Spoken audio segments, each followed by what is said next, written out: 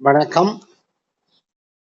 திறமைந்து புலமை பரிசில் பரீட்சை 2026 2027 ஆகிய வருடங்களில் பரீட்சை செய்ய உள்ள மாணவர்களுக்கான 2025 அரச பரீட்சை வினாத்தாள் 1 6வது வினா பிரதியீடு சார்பானது.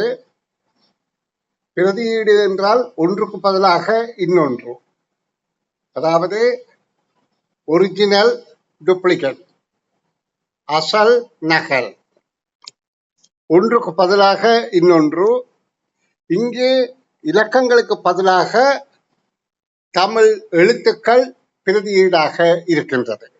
அதாவது இந்து அராபிய இலக்கங்களுக்கு பதிலாக தமிழ் எழுத்துக்கள் பிரதியீடாக தரப்பட்டு, இங்கே 5 இலக்க எண்கள் 3 தரப்பட்டு, இன்னும் 3 குறியீட்டு கூட்டங்களுக்கும் முறையே பொருத்தமான சொற்கள் இடம்பெறும் விடை யாது என்று கேட்கப்படுகின்றது. இங்கே 3 விடைகளிலையும் 3 சொற்கள் இருக்கின்றன. அந்த சொற்கள் ஒன்றுக்கொன்று தொடர்பாக இருந்தாலும் இந்த இலக்க ஒழுங்கில சொல் அமைந்த பிரதியீடு எது என கேட்கப்படுகின்றது.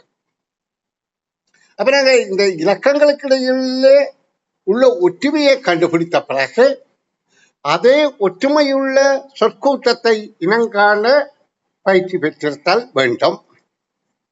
இதில் முதலாவது 1, 2, 3, 4, 5 எனும் இலக்கங்கள் தொடராகவும், இரண்டாவது 6, 2, 1, 4, 5 என்று இடம் மாறியும், அடுத்தது 1, 7, 8, 4, 5 என இலக்கங்கள் இடம் மாறியும் இருக்கின்றது. அப்ப எங்களுக்கு இதுல மொத்தத்துல தெரியுது 1 இருந்து 8 வரையிலான இலக்கங்கள் இருக்கின்றது. அப்போ 1 இருந்து 8 வரையிலான எழுத்துக்களும் இருத்தல் வேண்டும். ஏனென்றால் ஒவ்வொரு எழுத்து வித்தியாசமாக இருக்கின்றது. அப்ப நாங்க இந்த எண்கள் 5 இலக்க எண்களை முதல் ஒப்பிட்டு பார்ப்போமாக இருந்தால், 1 எனும் இலக்கம் 3 சொற்களிலும் அல்லது 3 5 இலக்க எண்களிலும் இருக்கின்றது. அப்ப அந்த ஒன்றுக்குரிய எழுத்து 3 சொற்களிலும் ஒரே வகையில் இந்த மாதிரி அமைந்திருக்கிற விடையை நாங்கள் முதல்ல பார்ப்போம். ஏனென்றால் பிரதியீடு என்றால் அவற்றுக்கிடையில உள்ள ஒற்றுமைகளை கண்டுபிடித்து, இங்கே இலக்கங்களுக்கு இடையிலே உள்ள ஒற்றுமையை கண்டுபிடித்து, அதே மாதிரி எழுத்துக்களுக்கு இடையிலே உள்ள ஒற்றுமையை ஒப்பிட்டு பார்த்து எது பொருத்தமான விடை என நாங்கள் துணிதல் வேண்டும்.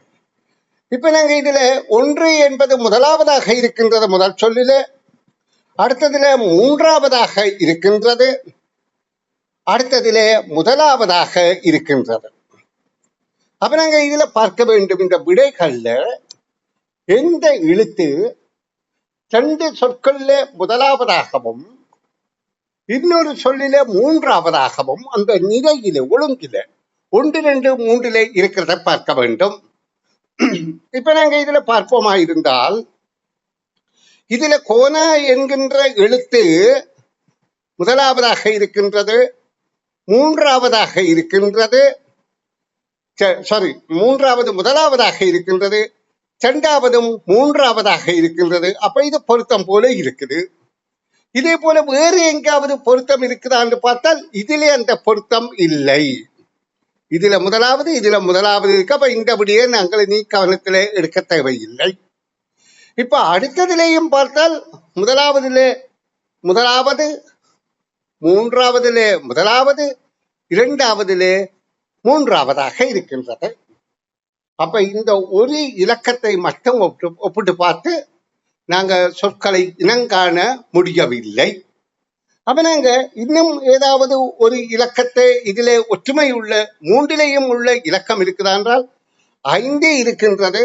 ஆனா 5ம் 3லேயும் இருக்கின்றபடியால் அதை கொண்டு நாங்கள் இறுதி எழுத்து இல்லைன்னா என்பது 5ஐ குறிக்கின்றது என்பதால் அதை கொண்டும் வித்தியாசம் காண முடிவதில்லை.